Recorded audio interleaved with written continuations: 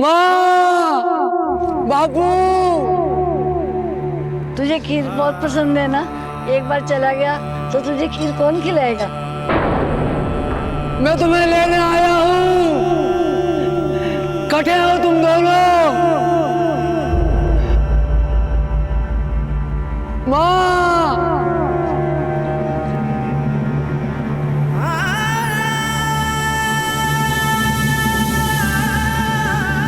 माँ, बापू, माँ।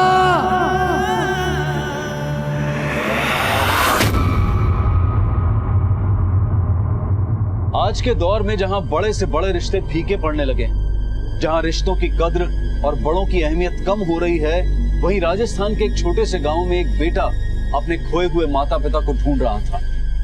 कहां गए थे उसके माता पिता? क्या वजह थी जो वो इस कदर परेशान था? और उस दिन केशव ने पहाड़ी में ऐसा क्या देख लिया था जिसे देखकर वो सन्न रह गया?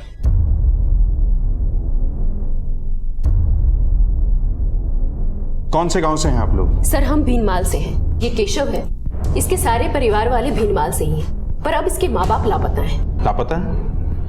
कब से लापता है? ये तो मुझे भी नहीं मालूम साहब। मैं तो 6 साल से हटे था ही नहीं।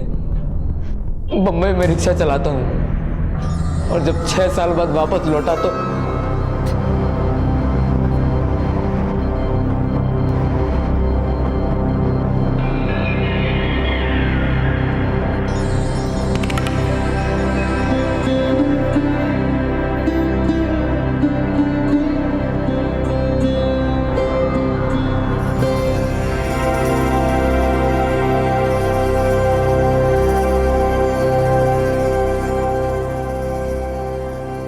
रेती मंगवाई थी, उसका क्या हुआ? कल आ जाएगा मैम।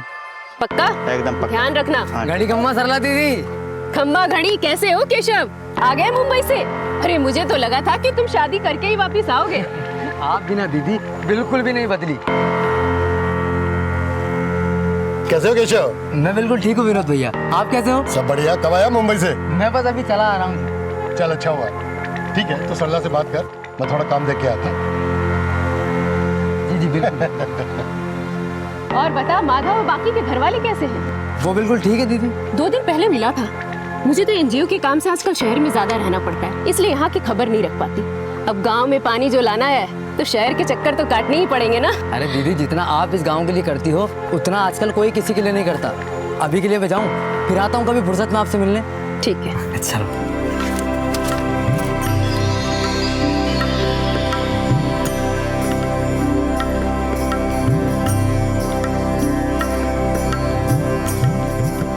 अरे गुड्डू, गुड्डू, तू गुड्डू है ना? हाँ? अरे इतना बड़ा हो गया है। मैं गया तो जब तू 1 साल को तो। कौन हो? मैं कौन हूँ? अरे मैं तेरा काका। आप मेरे काका हो? हाँ। अम्मा, अम्मा देखो काका आए हैं। अम्मा देखो काका आए हैं। अरे केशव, अचानक हटे, ना कोई खबर ना कोई संदेश। अरे भाभी साहब मैंने सोचो कि जब अपने घर जा रहे हैं तो खोज खबर देने की क्या जरूरत है? अरे कैसा अचानक आ गए हो? अब बताया भी नहीं हैं? घड़ी खम्मा भाई साहब। घड़ी खम्मा। खैर जाने दे। वैसे तू कौन सा पूछ के गया था मुझसे? भाभी साहब माँ बाबूजी कहीं नजर नहीं आ रहे? कटे बाहर गए हैं कहीं?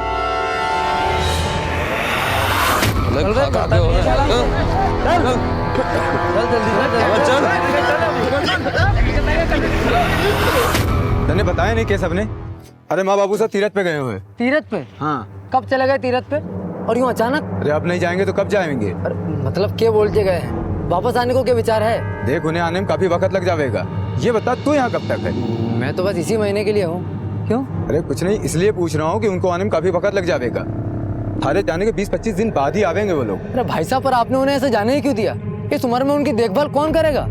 मुझे एक फोन कर दिया होता, मैं उन्हें तीरथ करा लाता। देख केशव, झूल की बात ना कमारे से 5 महीने में एक बार फोन करता है। 6 साल में अब शकल दिखाई है तने।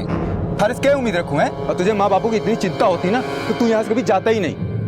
चल केशव फटाफट हाथ मुंह धो ले, मैं तेरे लिए गर्मा गर्म बाजरा की रोटी और साग बनाऊंगी। चल भीतर आ फटाफट।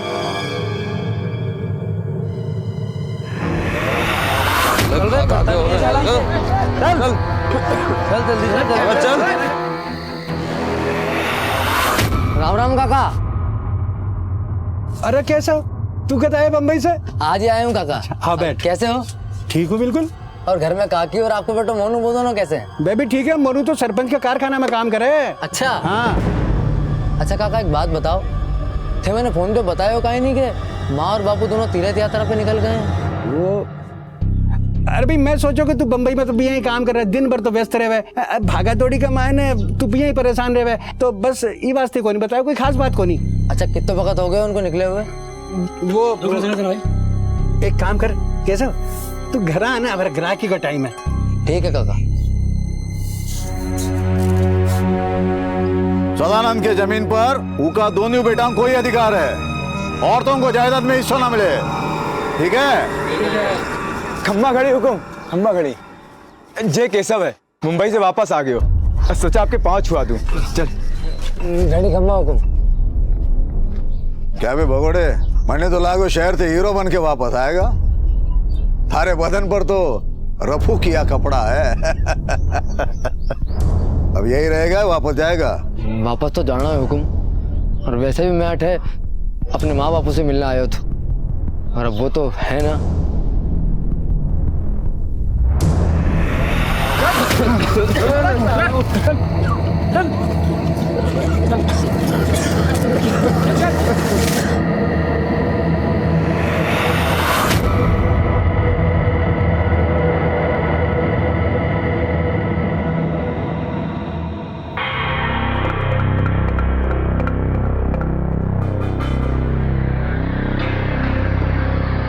अच्छा मैं चलता हूँ, ठीक है?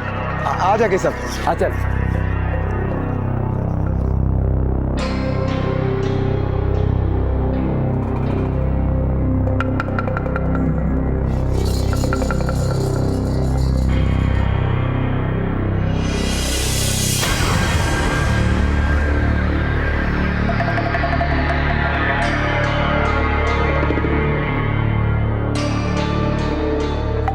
लाओ काका मैं मदद कर दूं। नहीं बेटा, अरे बराबर है, मैं कर लूंगा। अरे लाओ काका मैं हाथ लगा दूं इधर।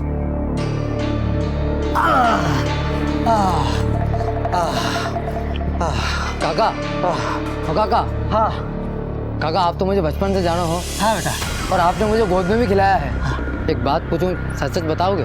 काहे पूछना चाहे? हमारे माँ बापू कटे गया काका, मुझे तो लग रही हो जैसे ये पूरा गांव हमारे से झूठ बोल रही हो।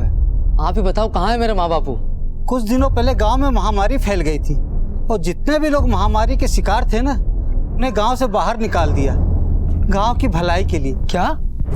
अरे ऐसे कैसे कोई मेरे माँ बापू को गांव से बाहर निकाल सकता है? इस उम्र में कहाँ जाएंगे वो? जहां तक मुझे पता है, गांव के बाहर जो पहाड़ी है ना, वो उसके पास रुके थे। माँ, बापू।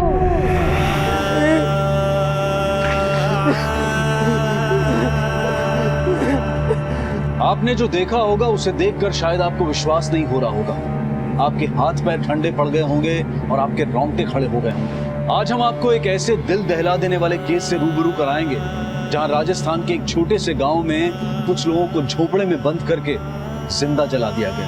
आखिर कोई इतना कठोर दिल कैसे हो सकता है? क्या ऐसा करने वालों के दिल में जरा सी भी दया नहीं बची थी? आखिर क्यों इन लोगों को जिंदा जला दिया गया? क्या गांव में फैली महामारी ही इस अपराध की वजह थी जो इस कदर बर्बरता से इन गांव वालों को मार दिया गया? क्या इस अपराध के पीछे कोई एक इंसान था, या फिर पूरा का पूरा गांव ही इस घृणित अपराध में शामिल था? दीदी सारे गांव वालों ने हमारे साथ धोखा करा है। हमारे माँ बापू को इन लोगों ने गांव से बाहर निकाल दिया, और अब गांव के बाहर वाली उस पहाड़ी में उन सारे लोगों की जली हुई लाशें मैंने देखी।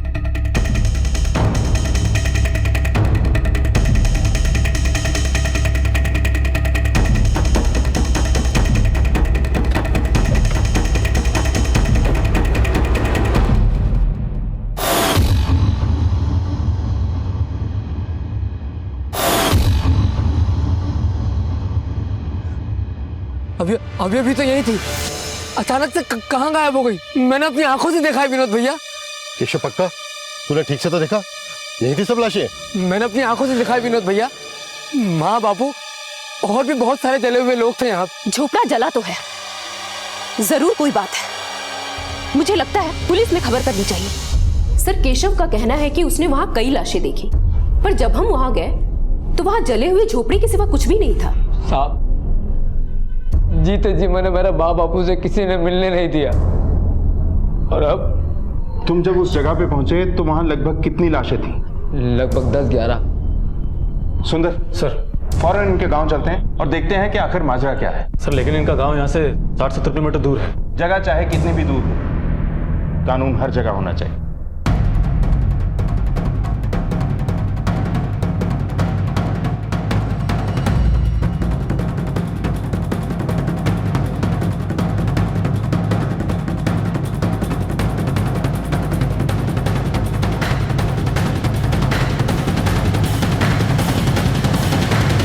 यही जगह है सर, यहीं पे देखा था मैंने।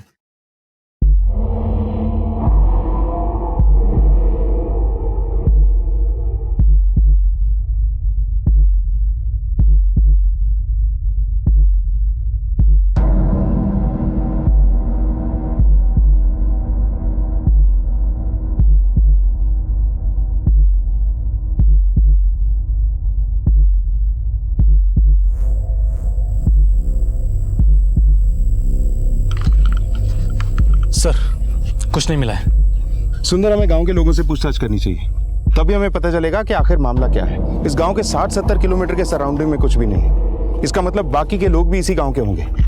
बात अगर केशव के माँ बाप के मरने की होती तो मामला दुश्मनी का या पारिवारिक हो सकता था, लेकिन एक साथ इतने सारे लोगों के मरने की घटना ये किसी और ही तरफ इशारा करती है।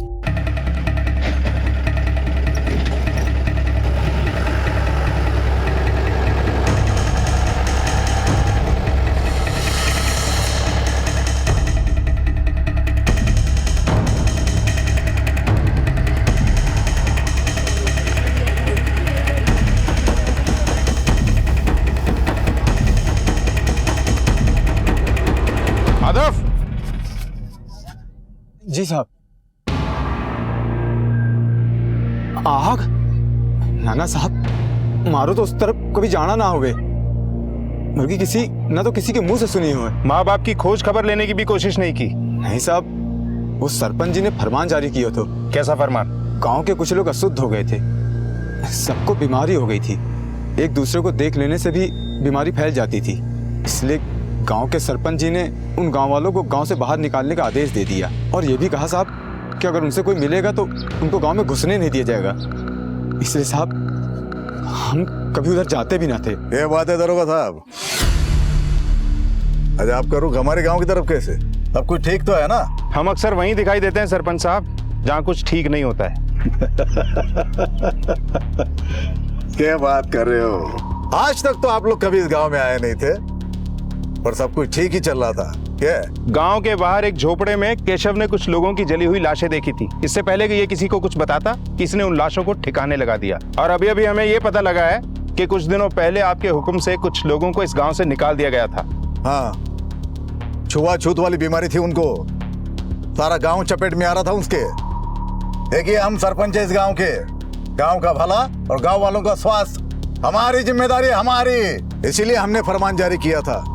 हुकुम, वो पहाड़ी के पास तो अक्सर वो तांत्रिक ने देखे गए हैं जो 2 साल पहले नरबली वाला मामला में जेल गए हो, और पहाड़ी के पास तो वो कोई घर है, कहीं ये सारे मामले में उसी का तो हाथ नहीं है? ये किस तांत्रिक की बात कर रहे हो तुम? सही बोल रहा है, ये पागल है वो आदमी। हमें तो लगता है कि ये सारा उसी का किया कराया है। जाइए उसे पकड़िए, इस गांव में आपको कुछ नहीं मिलेगा, उसके पीछे भागिए। तांत्रिक है, तंत्र मंत्र के लिए बलि तो चढ़े हैं।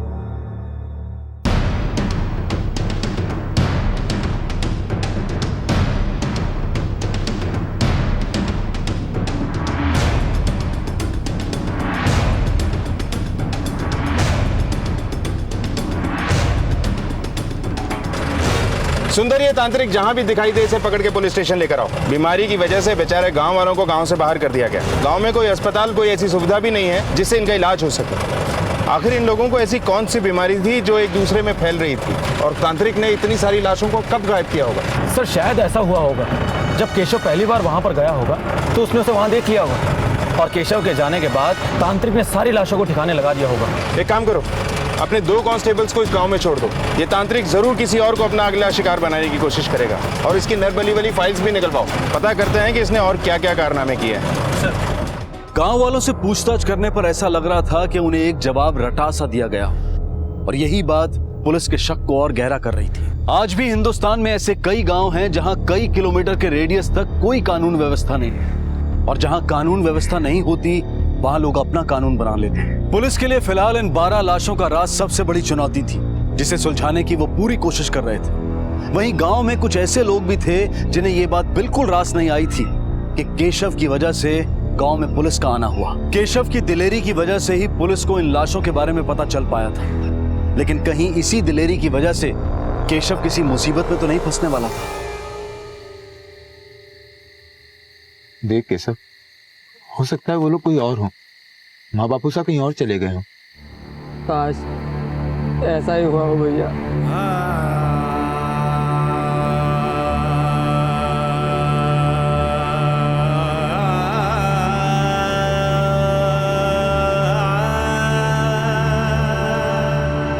केशव, ले बेटा खीर खा। तुझे खीर बहुत पसंद है ना? एक बार चला गया तो तुझे खीर कौन खिलाएगा? अरे माँ, अब तू देखती जा, बहुत जल्दी तुझे और बापू को भी अपने साथ शहर ले जाऊंगा, फिर हम सब वहाँ इकट्ठे रहेंगे।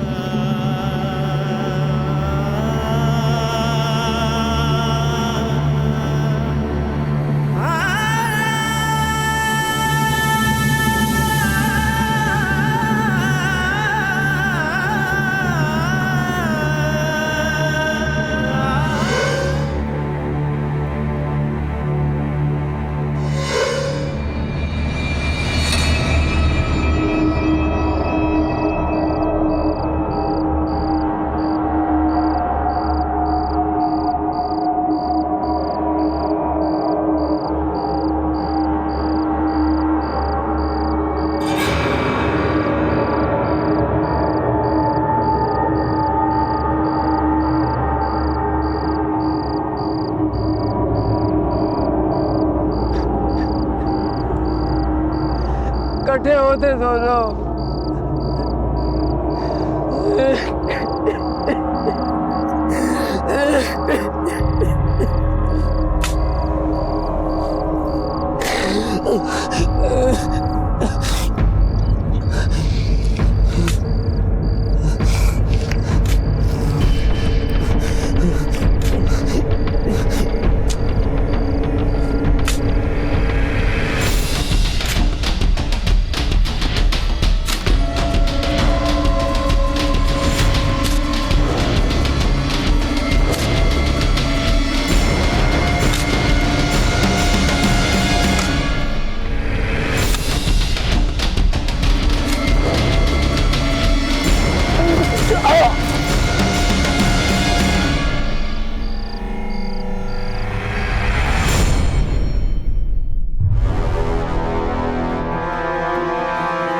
सर, कल रात से पता नहीं केशव कहाँ चला गया और अभी तक घर भी नहीं लौटा है। क्या साहब, हम दोनों पूरी रात इंतजार करते रहे, लेकिन केशव का कोई अता पता नहीं चला साहब।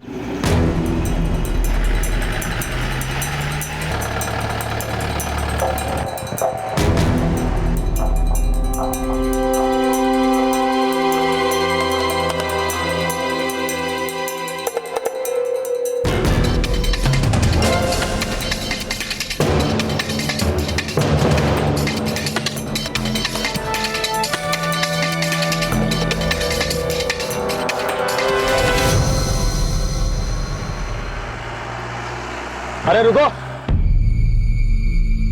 तुम इसी गांव के हो? जी हुजूर। माधव के भाई केशव को पहचानते हो, जो भी मुंबई से आया है? जी हुजूर, केशव को तो मैं पहचानता हूँ। वो कल रात यहीं घूम रहा था, पर बड़ा परेशान सा लग रहा था हुजूर। किस तरफ गया था वो? हुजूर, वो इसी तरफ गया था। ठीक है, तुम जाओ।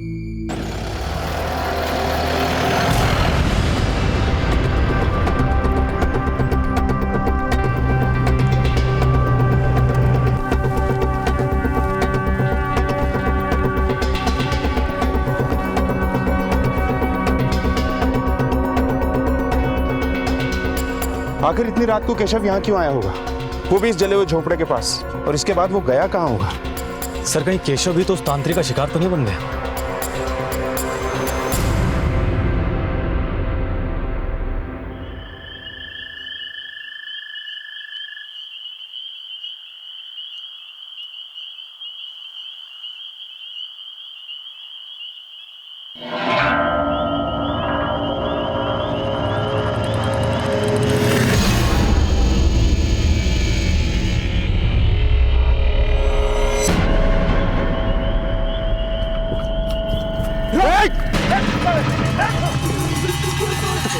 बोल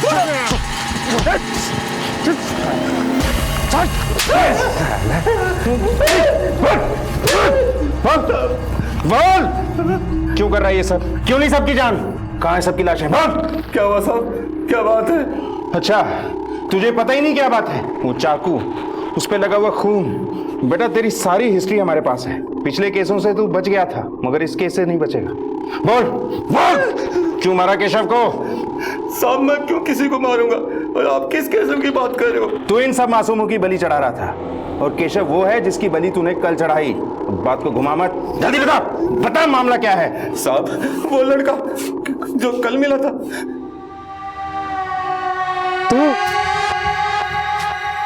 तो तूने मारा उन सबको? तू पागल है क्या? ये क्या बोल रहा तू? तूने उन मासूमों की बलि चढ़ा दी जो उस दिन उस झोपड़ी में थे। तू मुझे गलत समझ रहा है, मैं इंसानों की बलि नहीं चढ़ाता। अरे तो फिर ये क्या है? ये सब जानवर है। जानवर? हाँ, तुझे यकीन नहीं आता तो मैं बोरिया खोल के दिखाता हूँ तुझे। आ देख। साहब मैंने केशव को वो सभी जानवर दिखाए थे जिनकी बहन ने बलि चढ़ाई थी, फिर वो वहां से चले गए। तूने बोला और हमने मान लिया। अगर चला गया था तो घर क्यों नहीं पहुंचा? मुझे पता नहीं साहब, मैं आपको वो जगह बता सकता हूँ जहाँ मैंने जानवर काटे थे। थोड़ा वहां से बोलो। हाँ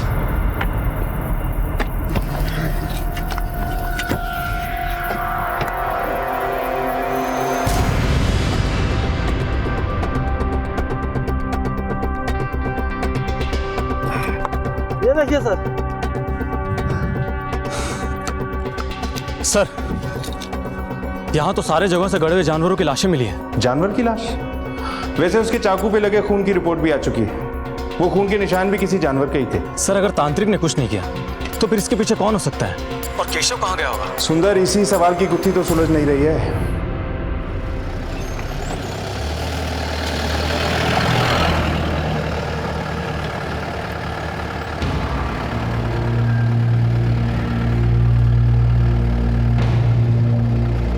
इस सुनसान इलाके में फैक्ट्री?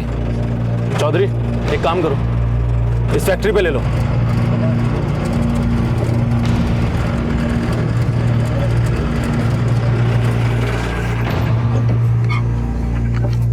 ए, दरवाजा खोल।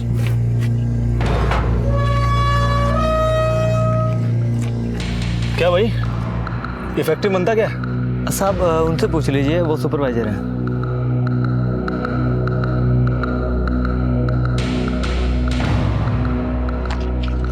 जी बोलिए। ये फैक्ट्री किसकी है? फैक्ट्री तो सरपंच जी की है। किस चीज की फैक्ट्री है?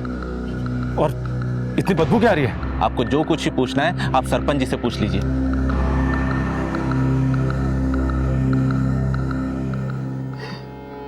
सब मेरी गलती है। रिश्तों का मोल समझ ही ना पायो। जिस तरह मैं अपने बच्चों के बारे में सोचता रहा, वैसे ही मेरे माँ बाप मेरे बारे में सोचते रहे। देखो मासा, आप लोग यहाँ रुकोगे तो ये बीमारी सब में फैल जाएगी। वैसे भी गांव वाले सरपंच जी का दरवाजा खटखटाने वाले हैं, और अंदर की बात तो ये है कि सारे रोगियों को गांव से बाहर निकाल दिया जाएगा, वरना कहीं ये बीमारी हम लोगों को ना लग जाए। और आप लोगों के लिए मैं इसे खतरे में नहीं डाल सकता हूँ। तू चिंता मत कर बेटा, हम लोग यहाँ से चले जाएंगे कहीं दूर।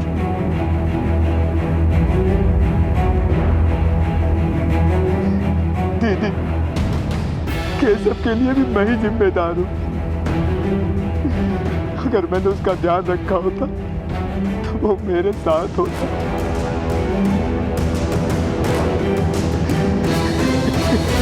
सुंदर, समझ में नहीं आ रहा है कि आखिर माजरा क्या है। पहले इतनी सारी जली हुई लाशें, फिर अचानक से सारी लाशें गायब, और अब वो केशव जिसने आकर हमें सब बताया था वो भी गायब है। सर गांव से भी कुछ खास पता नहीं चल पा रहा है, पर गांव की कुछ ही दूरी पर एक फैक्ट्री है जहां पर गांव के अधिकतर लोग काम करते हैं, और ये फैक्ट्री वहां के सरपंच की है। पर मैं जब उस फैक्ट्री में गया था तो वहां से बहुत बदबू आ रही थी। पता नहीं फैक्ट्री में क्या बनाया जा रहा था। शहर से इतनी दूरी पर फैक्ट्री का होना मुझे बड़ा अजीब सा लग रहा था। मैंने क्रॉस चेक किया है, सरपंच इस फैक्ट्री को गैर कानूनी ढंग से चला रहा है। सुंदर, हमें इस फैक्ट्री की छानबीन करनी चाहिए। शायद जिन लोगों की मौत जलने की वजह से हुई वो इसी फैक्ट्री में काम करते हो, और ये बीमारी उन्हें इस फैक्ट्री की वजह से ही हुई हो।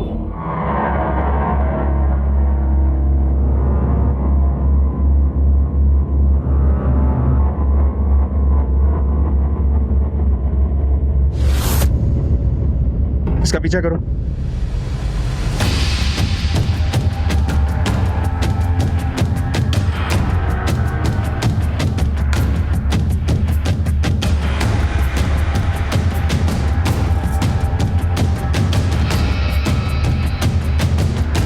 रुको।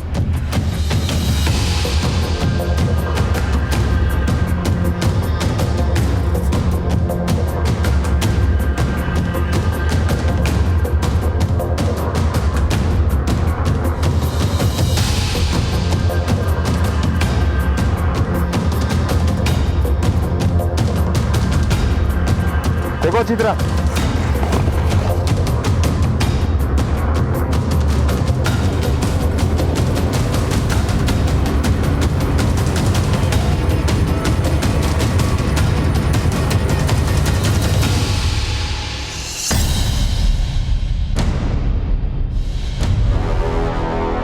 तुमने ये गैर कानूनी फैक्ट्री चलाकर बहुत बड़ा अपराध किया है। ताला लगेगा तुम्हारी किस्मत पर और इस फैक्ट्री पर।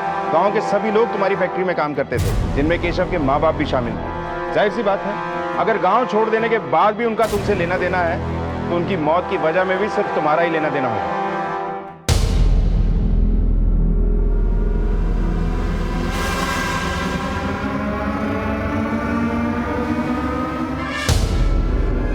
दरोगा साहब, जो मारो गांव है, मारे को यहां से लेके जाना इतना आसान ना है। आपको लेके तो जाएंगे ही सरपंच साहब, आज नहीं तो फिर कभी से। चलो।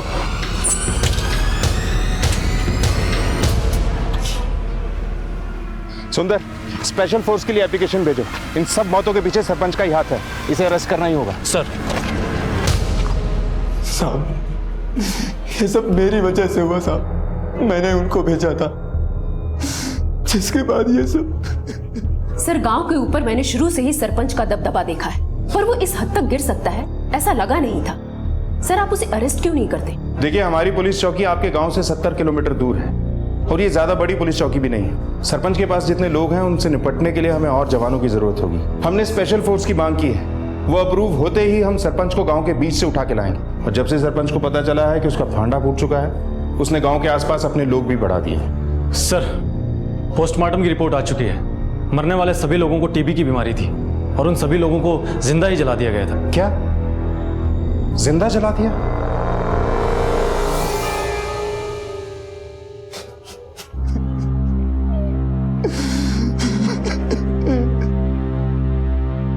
टीबी यानी ट्यूबरकुलोसिस, जिसे हिंदी में क्षय रोग भी कहते हैं, ये एक ऐसा रोग है जो एक इंसान से दूसरे इंसान में फैलता है। हिंदुस्तान में हर साल तकरीबन 12 लाख लोग टीबी से ग्रसित होते हैं और उनमें से मरने वालों का आंकड़ा हर साल लगभग 2.5 लाख के भी ऊपर जा चुका है। ऐसा नहीं है कि इस रोग का इलाज संभव नहीं है।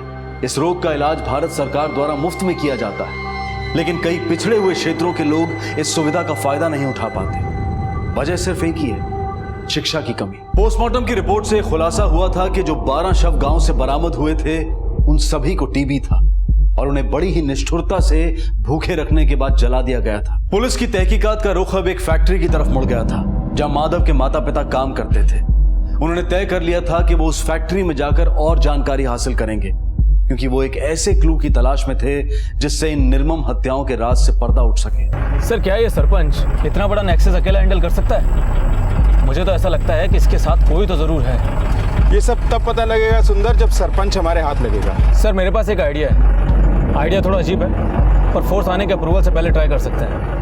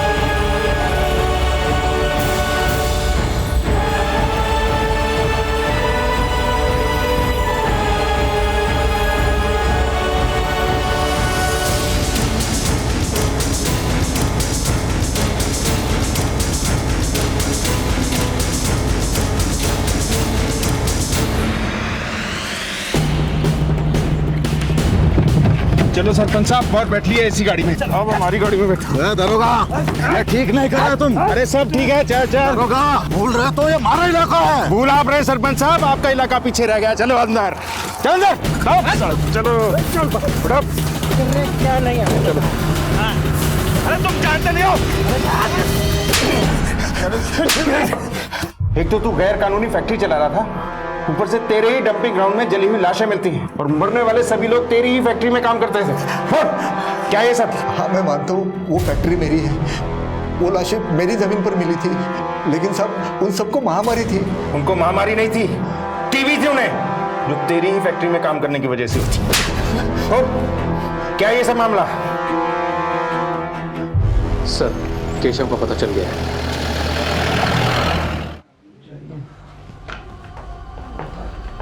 केशव, केशव, केशव, उठाओ इसे सर, उठ, केशव।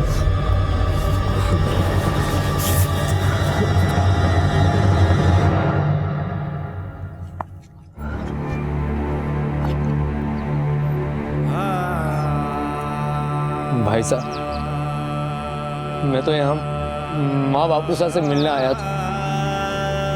एक अरसे के बाद उनका चेहरा देखने वाला था। और देखो ना ये क्या हो।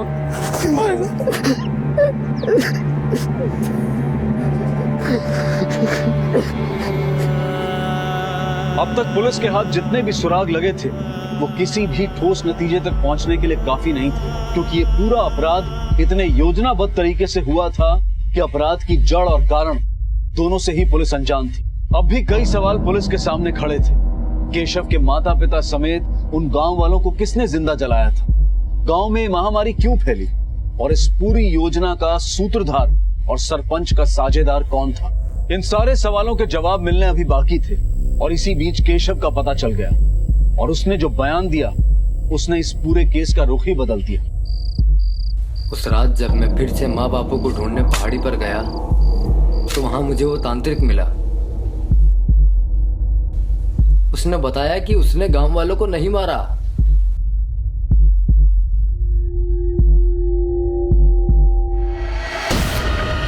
और यही बात जब मैं सरला दीदी को बताने गया तो केशव, अरे रुक, रुक जा, रुक।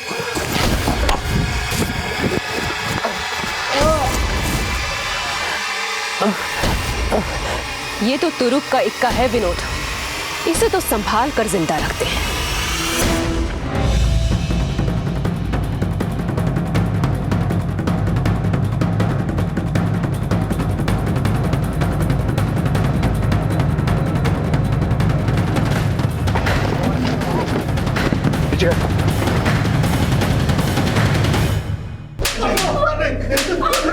तुझे तो मैंने सबसे साफ सुथरा समझा था।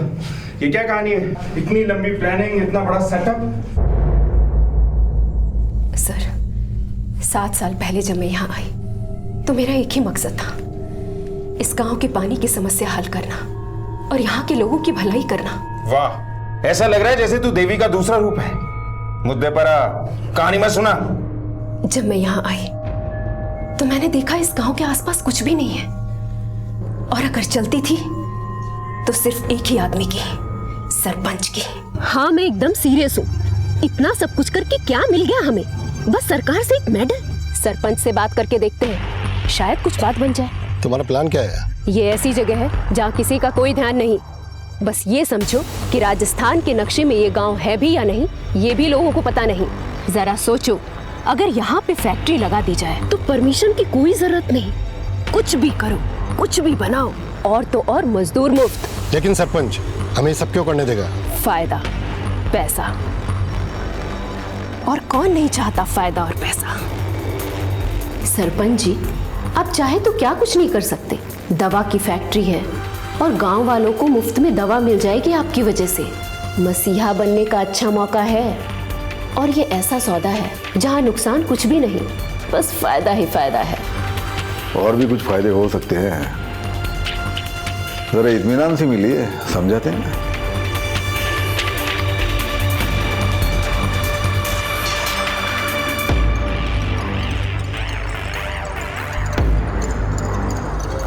कल से फैक्ट्री के काम में हाथ लगा दे सरपंच जी।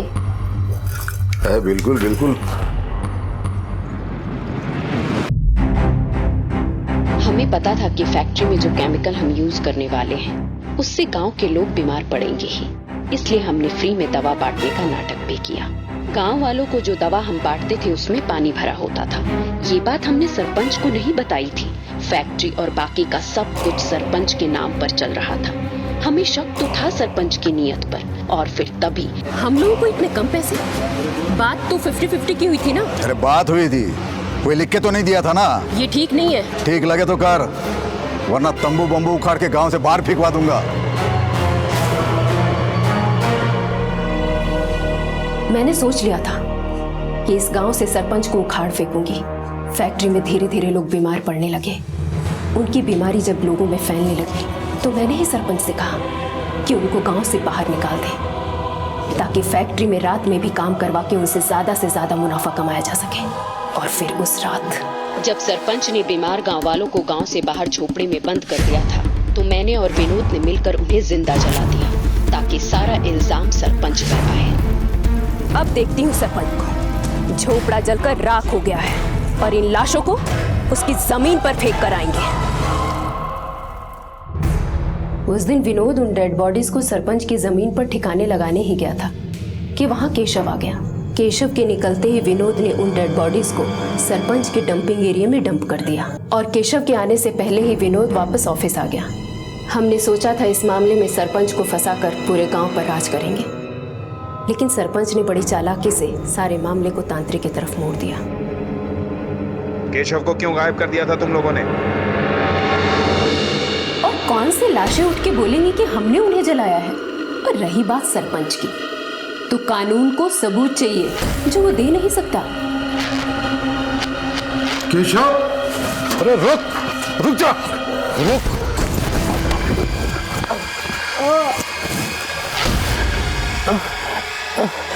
ये तो तुरुप का इक्का है विनोद, इसे तो संभाल कर जिंदा रखते हैं। जरा से पैसों के लालच में तुम लोगों ने इतना बड़ा षड्यंत्र रचा, इतने सारे मासूम लोगों को बेरहमी से जिंदा जला दिया। इंसानियत को भी शर्म आएगी तुम लोगों पर। कोर्ट से मिलने वाली मौत की सजा बहुत कम है तुम लोगों के जुर्म के सामने।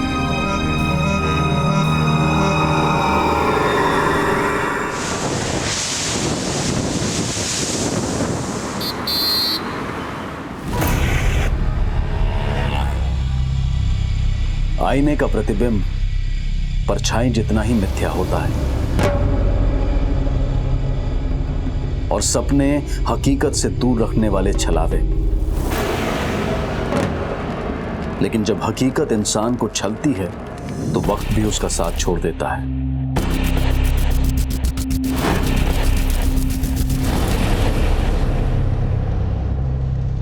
रोटी, कपड़ा और मकान इंसान की बुनियादी जरूरतें हैं, लेकिन इंसान की भूख अगर उसकी आंखों में उतर जाए और अपने घर को भरने के लिए झूठ और फरेब का सहारा लिया जाए तो स्वार्थ के घड़े भर तो जाते हैं, लेकिन उसकी प्यास नहीं बुझती।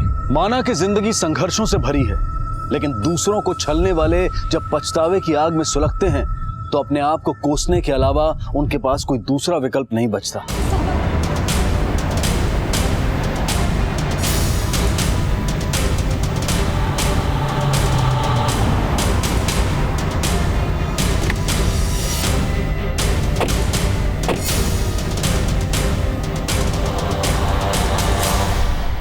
तुमने मरियम को मरवाने के लिए गुंडे भेजे थे? नहीं साहब, वो मरियम झूठ बोल रही है।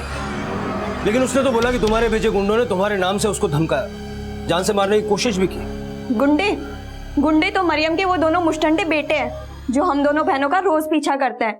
घर से निकलना तक मुश्किल करके रखा है दोनों ने हमारा। चल ऐसा करते हैं, हम हमारी सब्जी चला लिया। लोमड़ी की नस्ल सालो, अगर हमारा पीछा किया तो सब देख रहे हैं। अरे देख रहे हैं तो क्या, सब लोग से देख ही रहे, कोई ना पकड़ के मारता क्यों नहीं है? चला लिया, चल यहाँ से। साहब, उनकी शिकायत हम आपसे ना कर दें, इसीलिए ये दाव खेला है उसने। पाटिल, कामिल और उसकी बीवी मरियम को पुलिस स्टेशन बुलाओ। सर। और तुम भी पुलिस स्टेशन आओ। आज या तो तुम लोगों की सुलह होगी या सबके सब लॉकअप में होंगे।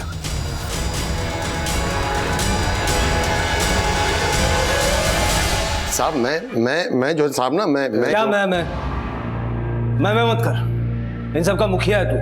अगर अपना कुनबा संभालने का बूता नहीं है तो दो शादियां क्यों की? मुझे नहीं पता था कि ये रश्मि शौक मेरी इज्जत तार तार कर देगा। ईमान की कसम खाता हूँ साहब कि मेरे अंदर इंसान है। तो क्या हम जानवर हैं? हाँ, और अपनी इस लोमड़ी को संभाल ले। हाँ, अरे लोमड़ी होगी तू। अगर तेरे अंगूर खट्टे निकले इसका मतलब ये नहीं है तू किसी और की मिठास छीनेगी। अरे छीना तो तूने है हमारा सुकून। तेरे वो बेगैरत लौंडे सरेआम मेरी लड़कियों का दामन खींचते हैं। तू और तेरी लौंडियों ने ना अगर अपने बुरके संभाले होते तो संभालने वाला मैं मुंह नोच लूंगी। बस, आखिरी वार्निंग दे रहा हूं।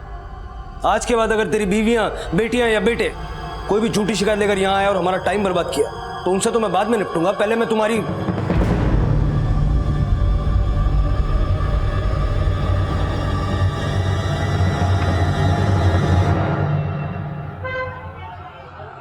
अस्सलाम वालेकुम कामिल भाई। हाँ भाईजान, कुछ सुलह हुई? ये मसला सुलझने वाला नहीं है माजिद में।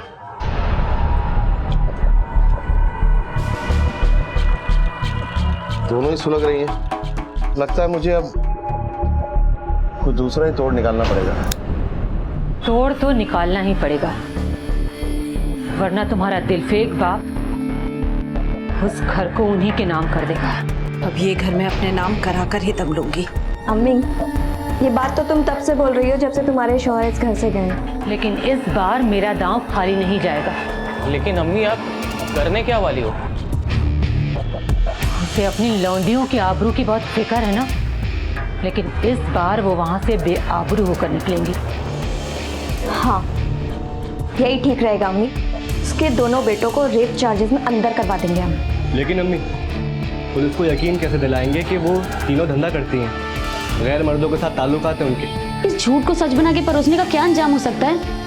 कभी सोचा है तुम दोनों ने? जो अंजाम हम भुगत रहे हैं उसे बदलने के लिए मैं किसी भी हद तक जा सकती हूँ। तुम अपनी हद में रही होती अम्मी तो हमारी जिंदगी का ये अंजाम कभी नहीं होता। आपा, जो हो गया उसे दोहराने का वक्त नहीं है, ये बदला लेने का वक्त है। ये क्या बना दिया तुमने आलिया को अम्मी? तू भी मेरी ही बेटी है, मैं भी तेरे जैसा ही सोचती थी। पर अब जो कुछ भी करने जा रही हूँ उसमें हम सबका ही भला है। गलत रास्ते से कभी किसी की जिंदगी खुशहाल नहीं बनती अम्मी। तो क्या जिंदगी भर अपनी बदहाली पर रोते रहेंगे हम?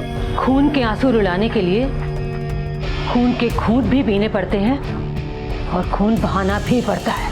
अम्मी, हम आपके साथ हैं। लेकिन अब्बू, माजिद मियां वो दोनों रुकने वाली नहीं है।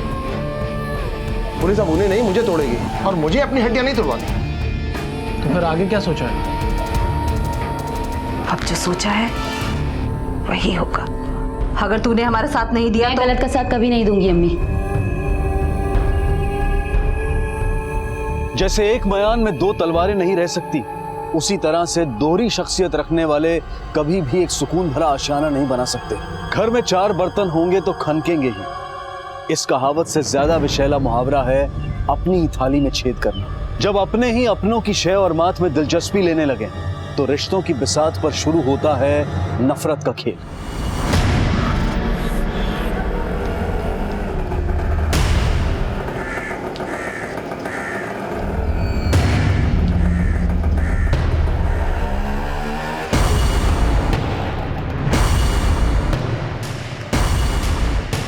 भाई साहब, वो रिक्शा के पीछे चलना।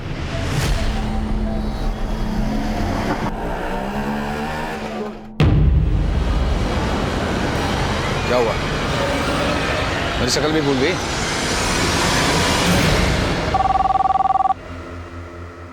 हेलो,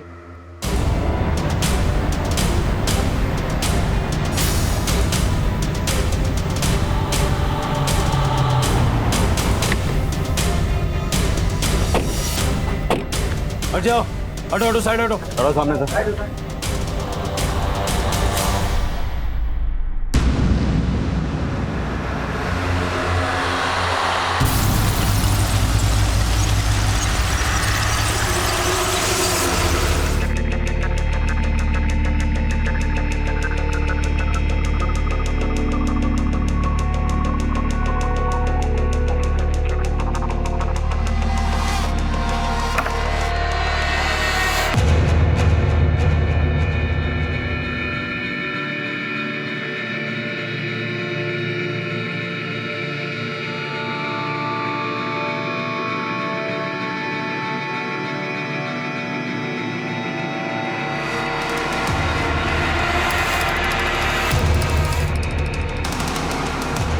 सर, दोनों लड़कियों की मां परवीन गायब है और उसका फोन भी स्विच ऑफ है।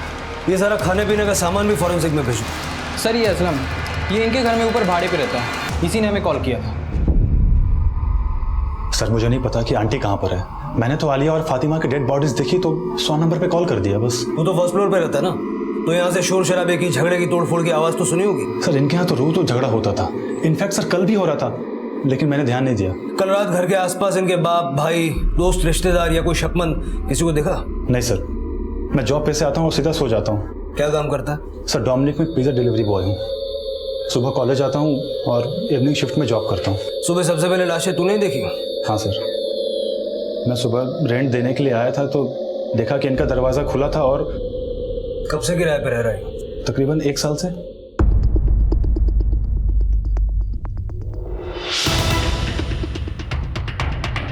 सर, पड़ोसियों ने भी यहाँ किसी अनजान या परवीन के पति कामिल या उनके बेटे जुनैद और वसीम और मरियम को भी यहाँ पे नहीं देखा।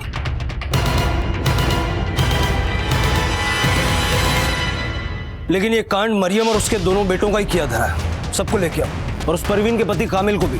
सर, 2 बिल्लियों की लड़ाई में रोटी बंदर खा जाता है। इस कहानी का ये सबक हम सब ने बचपन में पढ़ा होगा, लेकिन जानवरों का तर्क देकर इंसान को समझाना हमेशा कारगर सिद्ध नहीं होता, क्योंकि कुछ इंसानों की प्रवृत्ति जानवरों से भी बदतर होती है। लेकिन उनकी हत्या में किसका क्या फायदा और कैसा मकसद छुपा था, और उनकी मां परवीन इस वक्त कहां थी? इन सवालों के जवाबों की तलाश में पुलिस का परिचय इन मां बेटियों की जिंदगी के ऐसे पहलुओं से होना था जो इस केस को 4 साल पीछे ले जाने वाला था। आलिया और फातिमा तुम्हारी सगी बेटियां नहीं थी? वो परवीन के पहले शौहर सादिक की बेटियां थी। ये सादिक कौन है? सादिक हमारे होटल पे सब्जी सप्लाई करता था।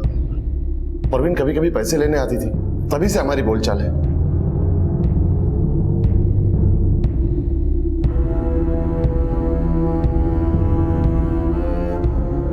तो तुमसे निकाह करने के लिए उसने अपने शौहर को तलाक दे दिया? नहीं, तलाक नहीं साहब। सादिक का तो 4 साल पहले ही इंतकाल हो गया था। मुझे उस बेवा पे तरस आ गया और मैंने निकाह कर लिया। लेकिन फातिमा और आलिया को भी मैं अपनी ही औलाद समझता था, और आप मुझ पे शक कर रहे हैं कि मैंने उनको मारा है। परवीन अब कहाँ है? मैं भी उसकी गुमशुदगी से हैरान हूं साहब। हमें हैरान करके कोई फायदा नहीं है साहब। इन हत्याओं की जो असली जड़ है उसे ढूंढिए। तू कहना चाहती है परवीन ने अपनी बेटियों को मार दिया? अरे साहब, वो औरत नहीं थी, दल्ली थी, दल्ली। अपनी बेटियों से धंधा करवाती थी। ये भी तुम्हारे पिछले आरोपों की तरह झूठ है, बल्कि सच ये है कि अपनी माँ के कहने पर तुम दोनों ने मिलके आलिया और फातिमा का मर्डर किया। नहीं साहब, हमने नहीं मारा उन्हें। हम सच बोल रहे हैं। हमने अपनी आंखों से आलिया को कई बार अलग अलग कस्टमर के साथ देखा है।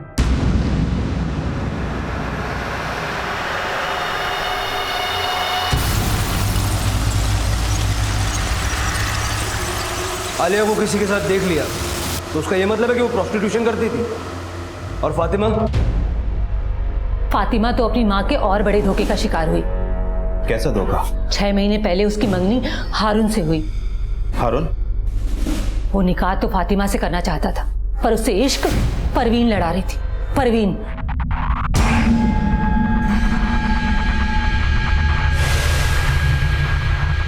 फातिमा को इन दोनों के रिश्ते की सच्चाई पता चल गई, इसीलिए उसने हारून से रिश्ता तोड़ दिया।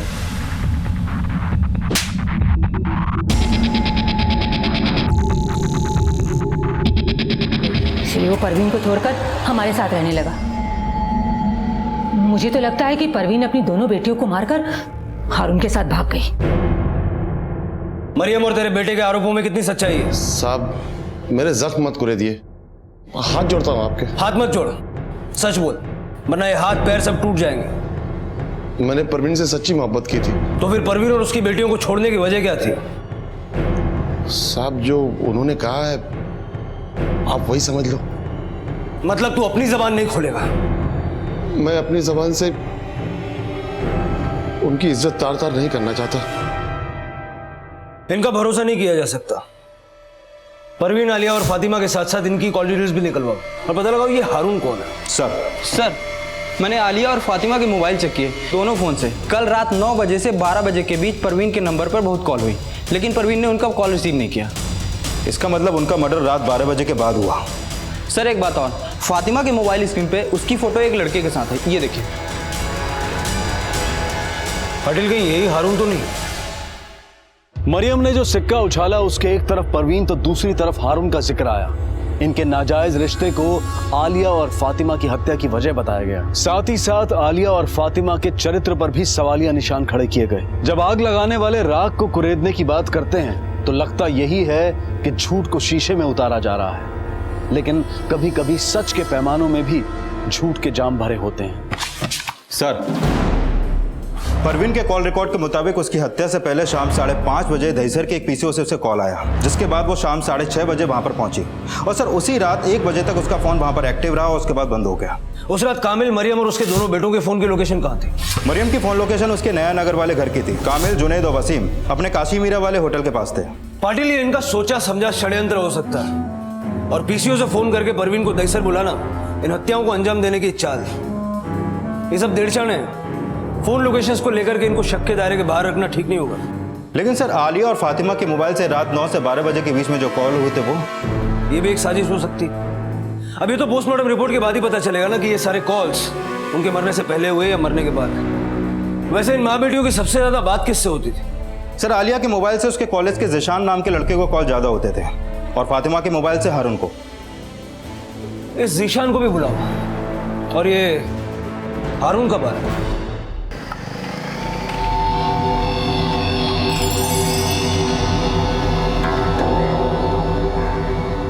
सर, मैं तो यकीन भी नहीं कर पा रहा कि अब फातिमा। तेरे आंसू सच्चे हैं या घड़ियाली? सर, जिसने आपके मन में गलतफहमी पैदा की है उसने 6 महीने पहले मेरे और फातिमा के बीच में भी गलतफहमी पैदा की थी। तो तेरे और परवीन के बीच कोई रिश्ता नहीं था? सर, वो मेरी माँ थी। मतलब उसे भी मार दिया? सर, मैं क्यों मारूंगा? और वैसे भी जब ये सब कुछ हुआ तो मैं मुंबई में भी नहीं था। तेरे फोन की लोकेशन तो मुंबई से बाहर की थी, लेकिन ऐसा भी तो हो सकता है कि तू यहीं हो और तेरा फोन कोई पुणे लेकर गया हो। परवीन की बॉडी ठिकाने लगा दी या परवीन ने तेरे साथ अपना ठिकाना बदल लिया? सर, आप गलत कह रहे हैं। तो तू बोलना सही क्या है? ऐसा क्या जादू किया रे तूने फातिमा पर, जो 6 महीने पहले तुझे परवीन के साथ हम बिस्तर देखने के बाद भी पिछले 1 महीने से वो तेरे टच में थी? तेरे साथ सेल्फीज, प्यार मोहब्बत वाले मैसेजेस। सर, 6 महीने पहले फातिमा ने मुझे नहीं बल्कि मैंने फातिमा को छोड़ा था, क्योंकि सर मरियम ने यह कहकर मेरे कान भरे थे कि फातिमा कैरेक्टरलेस थी। मैं सच कह रही हूँ, फातिमा का कई लड़कों के साथ चक्कर है।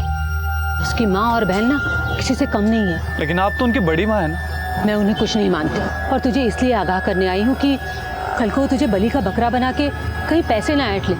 लेकिन सर, 1 महीने पहले मरियम और उनके दोनों बेटे जुनैद और वसीम की सच्चाई मेरे सामने आ गई। अगर हमारा पीछा किया तो? आलिया, सब देख रहे हैं?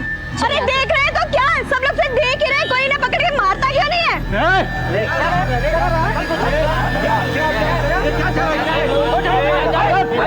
चल यहाँ से। उसके बाद मैंने खुद सच का पता लगाया।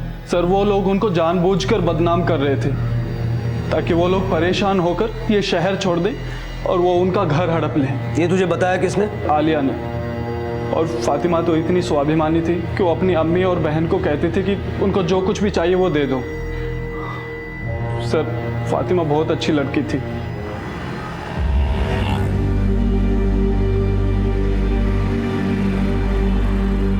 Fatima, I am sorry Fatima.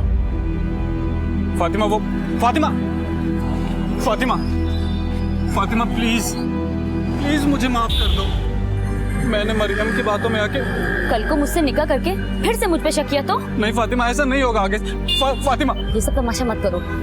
Fatima please मुझे एक मौका दे दो, एक मौका बस। मैं जिंदगी भर तुम्हें शिकायत का मौका नहीं दूंगा। सर, फातिमा बहुत अच्छी लड़की थी। मैंने उसे गलत समझा, उसके बाद भी उसने मुझे माफ कर दिया।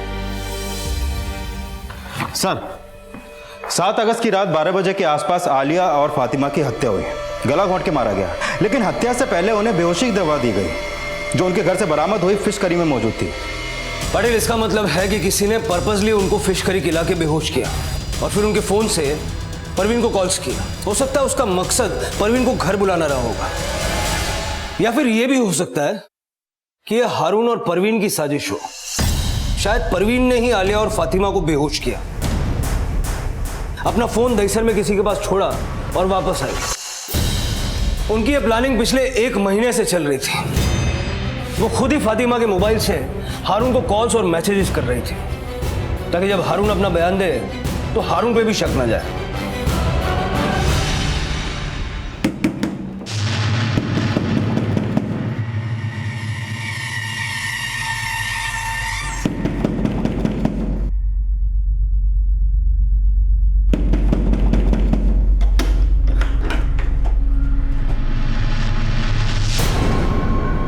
सर, मैंने हारून की अलीबाई चेक की। मर्डर वाली रात वो पूना में ही था। पाटिल, कहीं ऐसा तो नहीं कि परवीन और उसकी बेटियां मरियम और उसके बेटों के बदले का शिकार हो गई हो सकता है इन्होंने परवीन को मार के ठिकाने लगा दिया हो, ताकि हम परवीन को अपनी ही बेटियों का मर्डर समझ के ढूंढते रहे। सर, मैंने परवीन, फातिमा और आलिया की बैंक की स्टेटमेंट चेक की। आलिया के बैंक अकाउंट में 1.5 लाख रुपए हैं, जबकि उसकी माँ और बहन के अकाउंट में 6 और 7 हजार रुपए।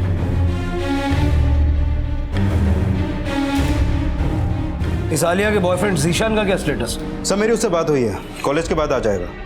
सर, आलिया मेरी अच्छी दोस्त थी, हम एक ही कॉलेज में पढ़ते थे, इसलिए अक्सर हमारी बातें हुआ करती थी। तेरा अफेयर था उससे? जी सर। आलिया तुझसे उधार भी मांगती थी क्या? नहीं सर, लेकिन आप ये सब। आखिरी बार कब मिले थे उससे? सर, 7 या 8 अगस्त को। 8 को नहीं, 7 को, क्योंकि उस रात उसका मर्डर हो गया। लेकिन सर, मैं शाम को थोड़े टाइम के लिए मिलने गया था उससे। चलता हूँ यार। नहीं, डिनर करके जाना, आज फिश करी का प्रोग्राम है। तू बना रही है? नहीं, मैं नहीं, कोई और आ रहा है। कौन? मेरा बॉयफ्रेंड। मतलब मेरे अलावा कोई और भी है?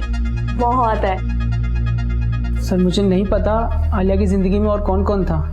कोई भी हिंट जो उससे कभी मिला हो, उसे छेड़ता हो।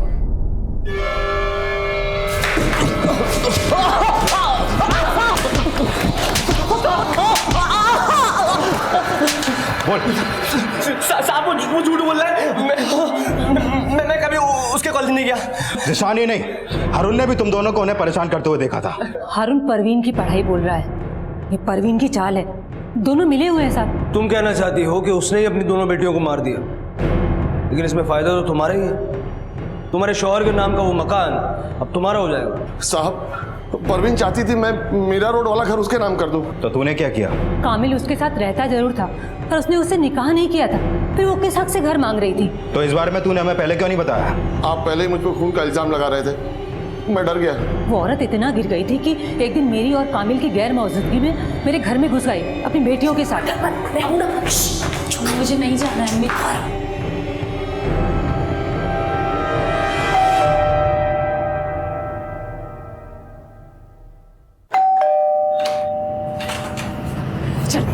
अरे ये क्या हो रहा है? मैंने कहा ना, चुप कर, हटा इसको। अरे ये क्या कर रहे?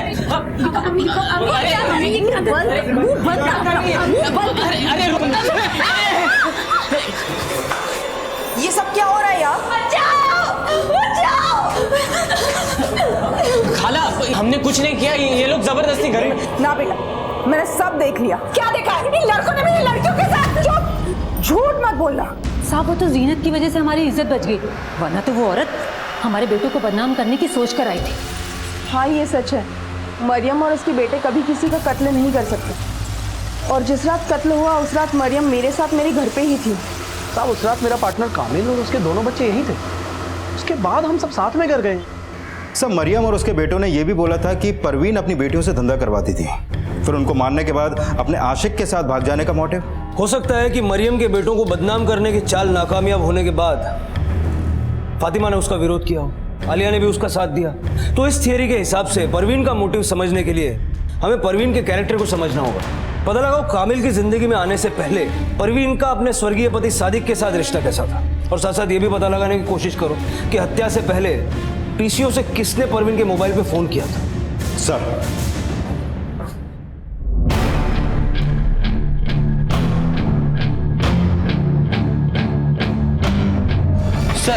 जिस पीसीओ से परवीन को कॉल हुई थी उसके सामने वाली शॉप की सीसीटीवी फुटेज मिल गई।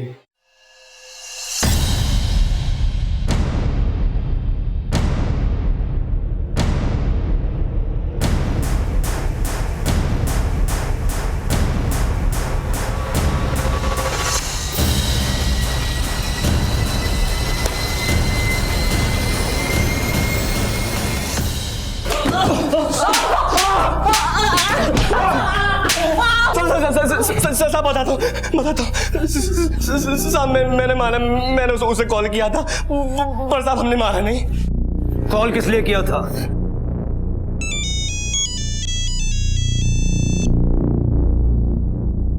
हेलो, तेरी बेटी जिस जिसके साथ सोती है उन सब के साथ फोटो है मेरे पास। कौन बोल रहा है? पहले मेरी बात सुन। अगर तू चाहती है वो फोटोग्राफ्स तेरी दुश्मन मरियम के पास ना जाएं, तो मुझसे आकर मिल। साहब उसे हमने एक गेस्ट हाउस में बुलाया था, पर वो आई नहीं साहब। आई नहीं, या उसको किडनैप करके आलिया और फातिमा को मार दिया तुमने? नहीं साहब, हमने नहीं मारा। आलिया के वो फोटोग्राफ्स का? साहब वो हमने झूठ बोला था। हाँ, लेकिन ये सच है कि आलिया धंधा करती थी। तो उसे बुलाया किस मकसद से था? वो साहब, हम उसको बेहोश करके उसकी न्यूड फोटोग्राफ्स लेने वाले थे, ताकि उसको ब्लैकमेल करके अपने अब्बू जान का घर खाली करवा लें। मतलब परवीन आई थी, लेकिन तुम लोग जो चाहते थे वो कर नहीं पाए, इसलिए उसे मार दिया।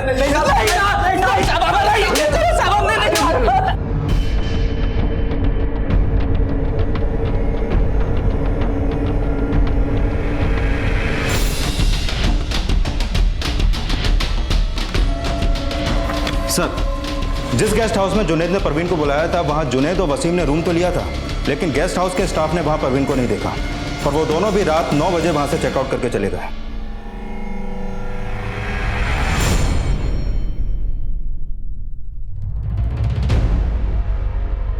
वसीम, जुनैद और मरियम, इनसे इनका 36 का आंकड़ा था, लेकिन मर्डर से पहले फिश करी में बेहोशी की दवा मिलाई गई। यानी ऐसा कोई शख्स भी वहां मौजूद था जो आलिया और फातिमा का करीबी था। सर, ये लोग बार बार ये भी दावा कर रहे हैं कि आलिया प्रोस्टिट्यूशन में थी। उसके अकाउंट में इतना पैसा होना, कहीं सर इस मर्डर में उसके किसी कस्टमर का तो हाथ नहीं? वसीम और जुनैद ने आलिया को जिस जिस गेस्ट हाउस के बाहर देखा है, वहां पता करो वो किन किन से मिलती थी। पुलिस एक तरफ ये पता लगाने की कोशिश कर रही थी कि आखिरकार आलिया के बैंक अकाउंट में इतना पैसा होने का असल राज क्या था, और साथ साथ आलिया से जुड़े रहस्यों का भी खुलासा हो गया।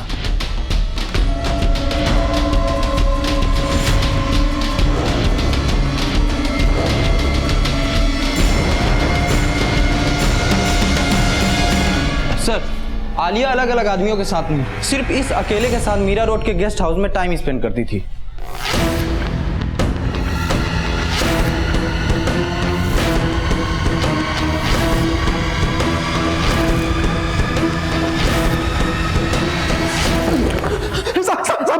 बताता हूँ साहब, आलिया मुझे 6 महीने से बेवकूफ बना रही थी साहब।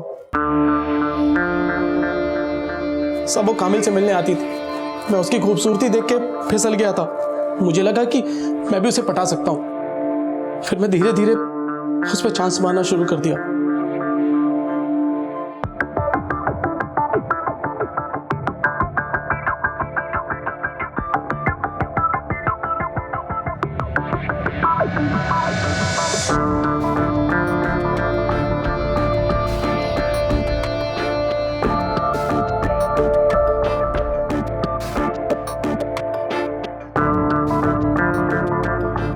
अयाशी से बना रिश्ता धीरे धीरे प्यार में बदल गया था।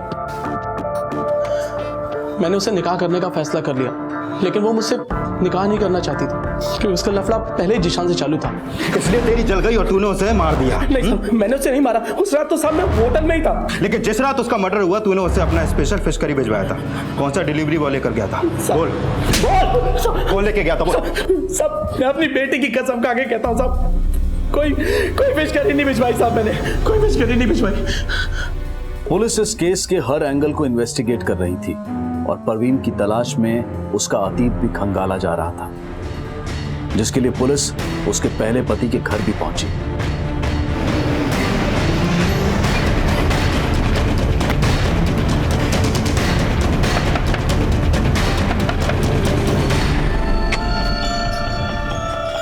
जी बोलिए। जी, हमें सादिक और उसकी बीबी परवीन के बारे में कुछ बात करनी है आपसे।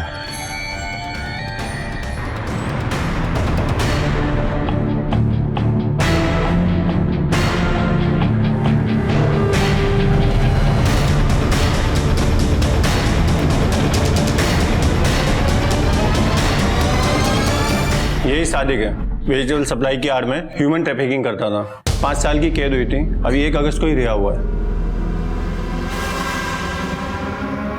मतलब परवीन ने कामिल से झूठ बोला कि सादिक का इंतकाल हो गया। सादिक इस हत्याकांड से 1 हफ्ते पहले ही बाहर आया। कहीं सर उसी ने तो बदला लेने के लिए कांड तो नहीं किया? परवीन का पहला पति जिंदा भी था और एक क्रिमिनल भी था। यह खुलासा इस केस का एक टर्निंग पॉइंट था। लेकिन परवीन की गुमशुदगी और उसकी बेटियों की हत्या में सादिक का क्या रोल हो सकता था, ये जानने के लिए पुलिस सादिक की तलाश में जुट गई। लेकिन इस केस में कई और घुमाव आने अभी बाकी थे। सर, सादिक को परवीन के भाड़ोतरी समेत कई लोगों ने वहां देखा था। वो परवीन के घर के पास किराए का रूम लेने के बहाने एक स्टेट एजेंट से मिला था, जिसने सादिक को परवीन का मोबाइल नंबर दिया था। हो सकता है कि ये फिश करी का प्रोग्राम जेल से छूटे हुए बाप से मिलने की खुशी में हो। इस सादिक के बाप का फोन भी सर्विलेंस पे डलवा हो। सर,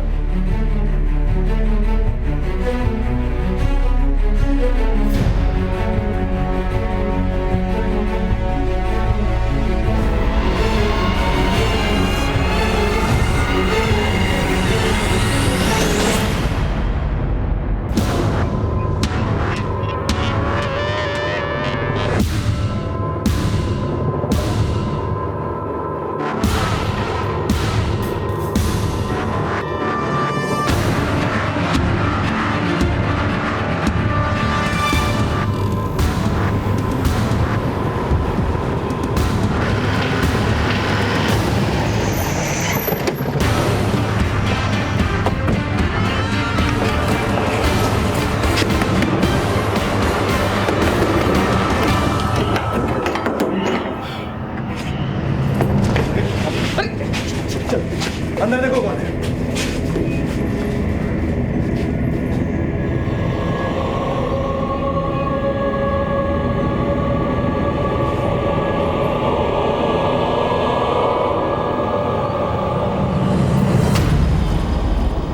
अगर तू चाहती है वो फोटोग्राफ्स तेरी दुश्मन मरियम के पास ना जाएं, तो मुझसे आकर मिल। लेकिन तुम बोल कौन रहे हो? जब मिलेगी तो पहचान जाएगी।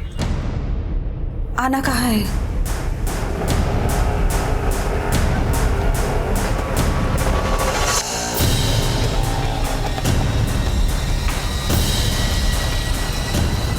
भाई साहब, वो रिक्शा के पीछे चलना। मैंने उसका पीछा किया साहब, और जैसे वो रिक्शा से उतरी, वो मेरे सामने आ गया।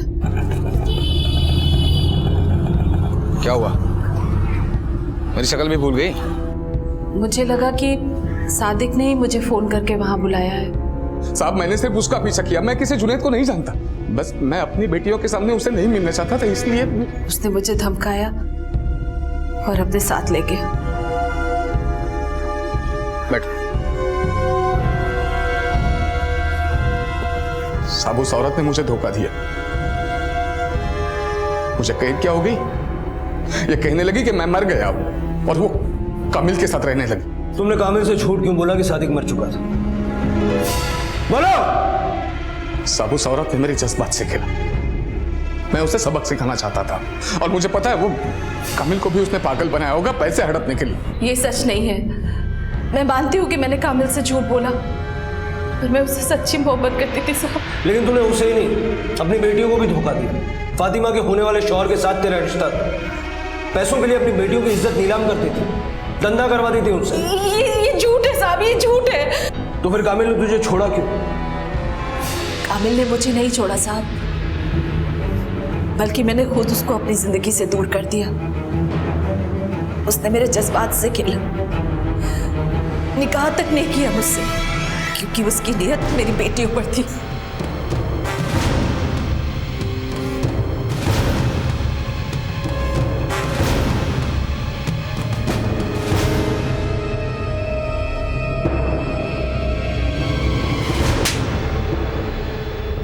माना मैंने कामिल से झूठ बोला, लेकिन सादिक के जेल जाने के बाद मैं कैसे अपनी बेटी और अपना पेट पालती? सादिक के बाप ने भी हमें सहारा नहीं दिया साहब। सब मर्द एक जैसे होते हैं, सब मर्द। कामिल तो सादिक से भी बदतर निकला। सब फातिमा और आलिया मेरी अपनी बेटियां थी साहब, और आप कह रहे हैं मैंने उनका मर्डर किया?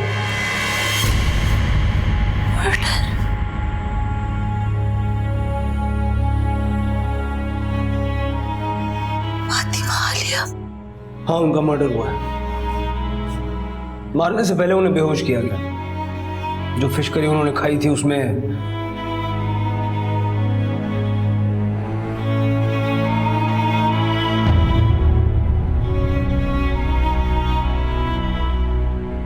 पुलिस ने परवीन को सादिक के जुल्मों से तो बचा लिया, लेकिन अपनी बेटियों की हत्या की खबर सुनकर परवीन की हालत और भी ज्यादा दयनीय हो गई। सादिक ने परवीन के साथ किए अत्याचार को तो स्वीकारा, लेकिन ये कबूल नहीं किया कि उसने अपनी बेटियों का मर्डर किया है। परवीन के बयान से शक की सुई कामिल पे भी आई। उसे पूछताछ के लिए तलब किया गया। साहब, आलिया ने मुझ पर झूठा इल्जाम लगाया था।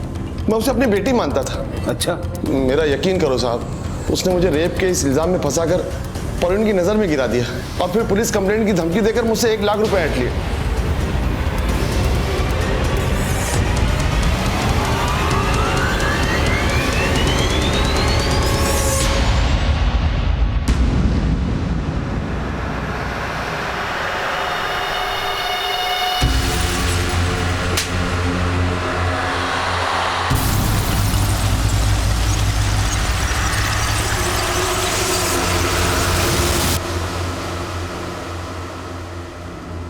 आलिया की दोस्ती उसके कॉलेज के एक लड़के जिशान से थी। वो उसी से मिलने जाया करती थी। लेकिन आलिया माजिद से भी मिल रही थी। माजिद तो उसको अपनी दूसरी बीवी बनाने की सोच रहा था। ये बिल्कुल झूठ है साहब। अच्छा ये बताओ, उस रात जब तुम घर से निकली थी तो अपनी बेटियों के लिए फिश करी बना के निकली थी? Fish curry? नहीं तो। हाँ, हमारा प्लान था उस रात फिश करी खाने का। हम हर संडे फिश करी खाया करते थे। अम्मी, इसकी जैसी फिश करी और कोई नहीं बना सकता। सच में बहुत टेस्टी फिश करी बनाते हो तुम।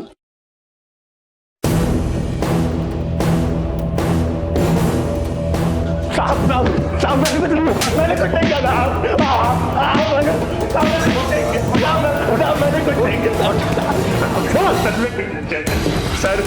सर मैंने सिर्फ फिश करी बनाई थी, मैंने मर्डर नहीं किया साहब।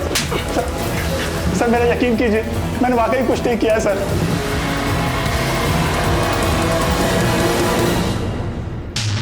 मेरी जमानत तो हो गई, पर मेरे बेटे अभी तक अंदर हैं।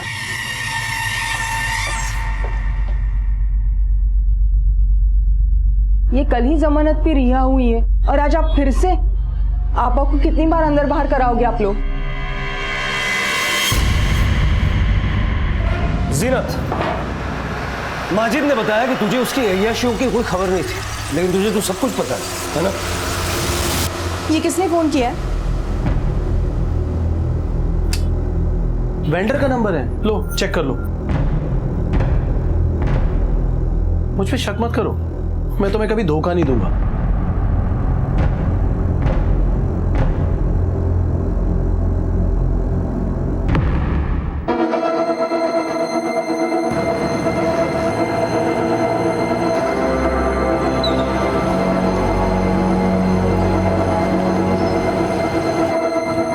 सिर्फ 20,000? अब और नहीं है मेरे पास, मैं तुमको नहीं दे सकता आलिया। देने तो पड़ेंगे माजिद, वरना मैं तुम्हें मॉलेस्टेशन के चार्ज में अंदर करवा दूंगी। आलिया माजिद को ब्लैकमेल कर रही थी और माजिद ये बात मुझसे छुपा रहा था। मुझे लगा कहीं मेरी हालत मरियम जैसी ना हो जाए, इसलिए उनसे निजात पाने के लिए मैंने असलम को मोहरा बनाया। असलम की गरीबी के फायदा उठाया और नहीं, मैं नहीं कर सकता। देख, एक बार ये काम कर ले, फिर नौकरी छोड़ के चैन से पढ़ाई कर सकता है तू। मैंने किसी तरह असलम को मना लिया था। आंटी कहाँ पे? वो अभी आ रही हैं थोड़ी देर में। तुम रुको, आज फिश करी मैं ट्राई करती हूँ। तुमको देख देख के सीख लिया है मैंने। लाओ। अरे नहीं, तुम रहने दो, आज मैं इसे एक नए फ्लेवर से बनाने वाला हूँ। ओके।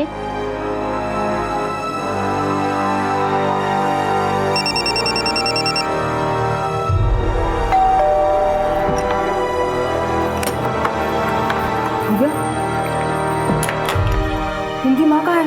अरे मुझे नहीं मालूम। अगर वो जिंदा रही तो तेरी फिश करी वाली चाल पकड़ी जाएगी। मैं क्या करूं, वो आई नहीं।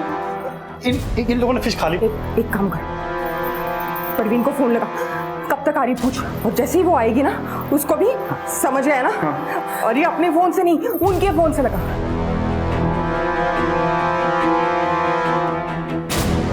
उठा नहीं रही वो।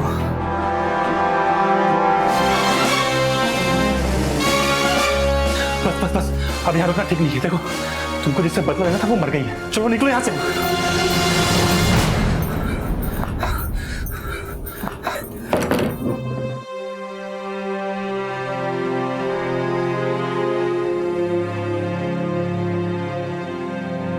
गलत रास्ते से कभी किसी की जिंदगी खुशहाल नहीं बनती अम्मी। तुम्हें कामिल जी से झूठ नहीं बोलना चाहिए था, उन्हें सब सच बता दो। अगर वो सच में तुम्हारी परवाह करते होंगे तो तुम्हारा साथ देंगे, लेकिन झूठ तू से मुझे समझाएगी? हाँ? और खबरदार, अगर तेरी जबान पर ये सच आया कि तेरा बाप जिंदा है। मुझे माफ कर दे फातिमा, अगर मैंने तेरी बात समझी होती तो।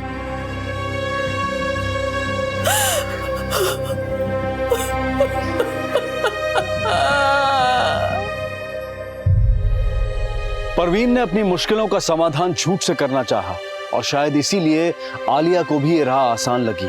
जैसे गेहूं के साथ घुन भी पिस जाता है, उसी तरह से फातिमा भी अपने करीबियों के अवगुणों का शिकार हो गई और परवीन अपने आप को कोस कर भी अब इस कड़वी हकीकत को बदल नहीं सकती। जिंदगी के उतार चढ़ाव से हम सभी गुजरते हैं, लेकिन ऊंचाइयों पर पहुंचने के लिए चाहे हमें संघर्ष के पहाड़ ही क्यों न चढ़ने पड़े, लेकिन झूठ और फरेब के शॉर्टकट्स हम कभी ना अपनाएं। इसी विचार के साथ मैं अनूप सोनी अब आप सबसे विदा लेता हूं। फिर मुलाकात होगी अगले एपिसोड में जुर्म की एक और कहानी के साथ। तब तक अपना और अपने परिवार का ख्याल रखें और देखते रहें क्राइम पेट्रोल डायल 100। सबक एक को सीख हम सबको। जय हिंद। क्राइम पेट्रोल्स के और भी दिलचस्प कहानी देखने के लिए हमारे चैनल को सब्सक्राइब करें और बेल आइकॉन दबाना न भूलें।